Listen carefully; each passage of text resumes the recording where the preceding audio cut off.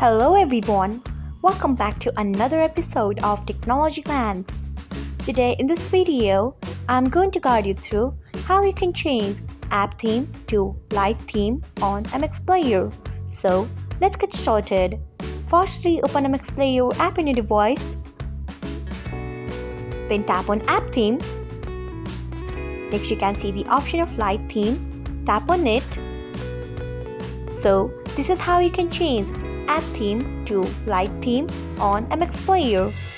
Thanks for watching. If you found this guide helpful, we would love it if you hit the thumbs up button below.